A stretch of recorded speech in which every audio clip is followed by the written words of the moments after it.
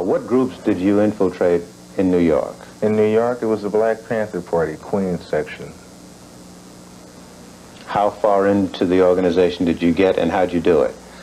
What I did was, I was a member of the party already in the California area. All I did was travel up and say I was checking out the party in the Queens area. What happened was, though, I only stayed with that assignment for, 2.5 days. We found out later, we found out then that it was infiltrated heavily by the New York Police Department. And there was no need for your service? There was no need for my service. I came to bring the pain, hardcore from the brain. Let's go inside my astral plane, find out my mental. I was having concerts, they were sold out, white boys, Mexicans, blacks, and they would do whatever I said. I could tell all those people in the audience to turn around in a circle, and they would do it. I was having love, like undeniable love. And I was scared. I was scared that I would come to a town and I have the leader of the gang there telling me, what do you need? I was scared, but so was America. So was somebody else, because all of a sudden I had all kind of legal problems. Did most of those who are doing the same thing that you did have gotten into that behavior? The same way you did, they were coerced? Coerced, pressure. Some can take it for, I think some might do it for the pay, for the feeling of power. It's a natural syndrome for a powerless person given a pedestal where he can direct, or he can say, well, this man goes to jail or this man stays free.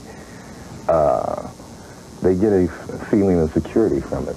And you have to think about this. I had a clean record for 20 years. A clean record, living in the ghetto, in the gutter, no record. What about my morals then? What about my character then?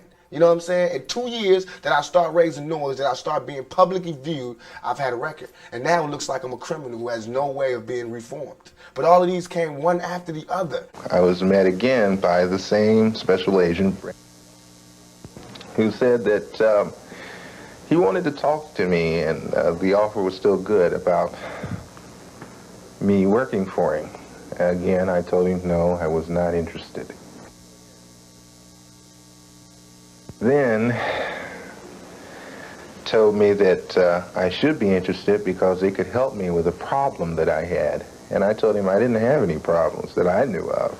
He said, oh yes, you remember the possession of stolen? I said, yeah, well that's summary probation, man. I just write a letter in every month. He said, oh no, that's not summary probation. It turned out it's a felony probation for 3 years, which means you have to report in every week. Have I ever been incarcerated? No, not for longer than a day. Long enough for somebody to take me. You know, the police can arrest anybody they want, put them in jail. But if you stay there, that, you know what I'm saying, I haven't stayed anywhere. I've been arrested a lot, put in the cell, and they come and get me when I call my lawyer. You know what I'm saying? But to bring it down to a nutshell, what happened? What happened was that as far as they were concerned, it was felony probation now. And if when you jump probation, that means they can put you in for the rest of the term of the probation, which came through about 2 years and 10 months.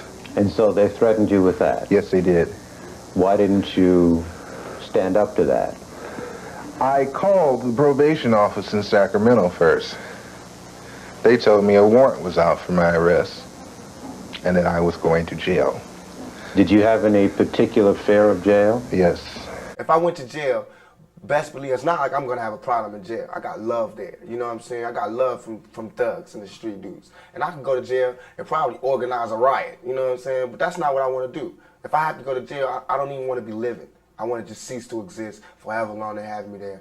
And then when I come out, I'll be reborn. You know what I'm saying? I'll be taking less problems. And my mind will be sharper and the venom will be more potent. You know what I'm saying? So they shouldn't send me there. They should really try to, you know, it's like you don't throw more gasoline on the fire to put it out. What kind of work did you end up doing as an undercover agent? Were you doing espionage work or informant work? Informant work, and also what you would call illegal entries, selling of weapons, selling of explosives, arson. Like I said, you know, it was no spot for Tupac. It's not like there was somebody like me before and I moved into the spot so I can ask him how he did it. You know what I'm saying? There was no spot here. Nobody wanted to be, you know, the person that thugs and the street people could rally around. Nobody wanted to be that. So when I was that, I couldn't handle it. You know what I'm saying? I could handle it, but not right away. Of course, I had problems. I was making mistakes that anybody would make when you have 14,000 people ready to do whatever you want. You know what I'm saying? When you have all over the country people waiting to hear what you want to do. You were one of a number of agents who were doing this. How did they correlate and coordinate this flow of information? How many agents, let's start with that, how many agents were working in a given city like LA in the late 60s?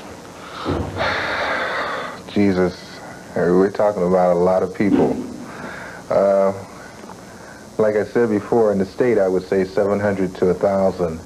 In Los Angeles, which was a large concentrated area of blacks, we're talking about anywhere from 300 to 400 people. San Francisco, probably the same thing. That's a large concentration of black people. Wherever there was a large concentration of blacks or a large concentration of minorities. Don't let me only say blacks, because we're talking about the Chicanos and we're talking about the Chinese too. But among every ethnic group, there were ethnic groups of that group who could be recruited by the FBI to infiltrate their own. Right. You know what I'm saying? This Thug Life code, we have a code putting order to the violence on the streets. And when they all listening to you, I got people in the penitentiary, you know what I'm saying, big time OG criminals who are calling me, telling me they want me to lead their movement. I mean, I'm gonna have a problem, you know what I'm saying? I'm gonna have a small identity crisis here, you know what I'm saying? Because, like I said, I was from a single father, you know what I mean? A single mother with no father, no male figure. Now I got every man in America who wants to take an order from me, you know what I'm saying? Who wants to know what I want to do, or, you know, what's my plan for young black males. And that makes me scared, but that makes me want to rise to the occasion, you know what I'm saying? What makes me want to give my whole life to him, and I will give my whole life to this plan that I have for Thug Life. FBI operations and surveillance is more extensive today than it ever was. Why would there be? There doesn't seem to be the kind of organizations that existed in the 60s. Why would there be an even greater surveillance on the part of the government? Well, you have to look at it from the standpoint that the Bureau looks at it. And to them, organization or no organization, as long as there's one or two people or a handful of people that still think in the mold of some of the groups in the 60s, then they will be watching them. You can believe it. Now, when you said a code, I don't know exactly what do you mean by a code? I organized the OGs in the East Coast and the West Coast and the penitentiaries to come up with a set of codes of ethics for criminals, you know. Like, we're going to be against drive-bys, kidnappings, attacks on people that are not involved with the street gang, with the drug trade or the illegal business at all. You know, all that kidnapping and shooting drive-bys out the car, we against that. And people who perpetrate that, they have to deal with the consequences when they go to jail, because that's who's going to enforce this code and the thug life that's on the street. It's like we cleaning up the dirt. I can't change what the dirt that's here, but I can put all this dirt in one corner. You know what I'm saying? Somehow have some order here. And for that, they need to give me a little leg room. You know what I'm saying? Let me do what I want to do, because nobody else is going to do it. Nobody else wants to do it. Now, when you said a code, I don't know exactly what do you mean by a code? I organized the OGs in the East Coast and the West Coast and the penitentiaries to come up with a set of codes of ethics for criminals, you know. Now, when you said a code, I don't know exactly what do you mean by a code? I organized the OGs in the East Coast and the West Coast and the penitentiaries to come up with a set of codes of ethics for criminals, you know. Now, when you said a code, I don't know exactly what do you mean by a code? I organized the OGs in the East Coast and the West Coast and the penitentiaries to come up with a set of codes of ethics for criminals, you know. You have to, there's a thing called a controlled situation. And what is meant by controlled situation is that you know who has what and what they intend to do with it. Then also you can also have someone or something where you can exert a little pressure to make sure that they do such and such a thing. They don't deviate. And the Bureau was very into controlled situations. So in other words, when they got these weapons, they could then be goaded or lured into getting into some activity that would make them vulnerable. Right. In other words, set up. How much research and study did the FBI engage in of black culture in the late 60s? A great amount. Give me an idea. From the thing is, I can, they have a file on every type of magazine that blacks read. They have a file on the music. Music? Music, dance, theater, actors, comedians, you name it, man. And they would actually study these different... Yes. Oh, yes, definitely. What would they do with music? To understand the people, you have to understand the culture. The congressional hearings into the assassination of Dr. King bore this out. 2 FBI agents testified before a Senate committee chaired by Senator Frank Church.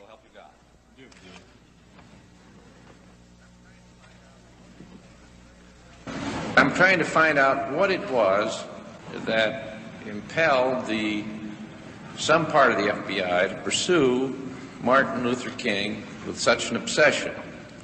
And what I understood that answer to be is, first of all, it was not any suspicions of the commission of a federal crime. None of the literature showed up a single suggestion that Martin Luther King had committed or was about to commit a crime. Is that correct? That's correct. Yes, Senator, but at this point, much of what was being done did involve challenges to local laws. And there is a very strong suggestion that King was seen as rallying the lawbreakers and would-be lawbreakers, albeit for a cause that sounded pure. I'm looking now in terms of, if we look at what might have gotten the Bureau started, and if we remember at the same time he is extremely critical of the Bureau's own law enforcement efforts. We see throughout these documents and the New Left documents that it is taboo to criticize the Bureau and particularly the director. Well, was he ever charged with fomenting violence? Did he ever participate in violence? Was it ever alleged that he was about to be violent? That was the very opposite of his philosophy, Senator. So that it was neither the fear of commission of a crime or the commission of violence. Was there any serious charge that he himself was a communist? No such charge ever was made. So that what was left then was a decision on the part of some persons or person within the FBI that he should nevertheless be pursued. And replaced. And the basis for that apparently was political. The decision that he was dangerous or potentially dangerous to someone's notion of what this country should be doing, and a further theory that the FBI possessed the ability to enter into this field and to investigate and to intimidate and seek to neutralize and indeed replace a civil rights leader that they thought to be politically unacceptable. Is that correct? Yes. Correct. All right. And the tactics they used apparently had no end. Microphonic surveillance of hotel rooms. They included informants. They included sponsoring of letters signed by phony names to relatives and friends and organizers. They involved even plans to replace him with someone else the FBI was to select as a national civil rights leader. Is that correct? Yes, that plan didn't get very far. But it was seriously considered, and Mr. Hoover penned a note to that suggestion commending its authors, did they not? Yes. Right. City police don't know about because they have policemen in there. They don't let black people form anything without some policemen in there. And while I was in the black Muslim movement, over the black Muslim movement, many of the police who were sent to infiltrate us, they're black, would tell me, say, look, I'm a cop, but I have to come. They would tell me. I knew the Muslim movement was full of police. So don't you think anything is going down that they don't know about? The only thing that goes down is what they want to go down. And what they don't want to go down, they don't let it go down.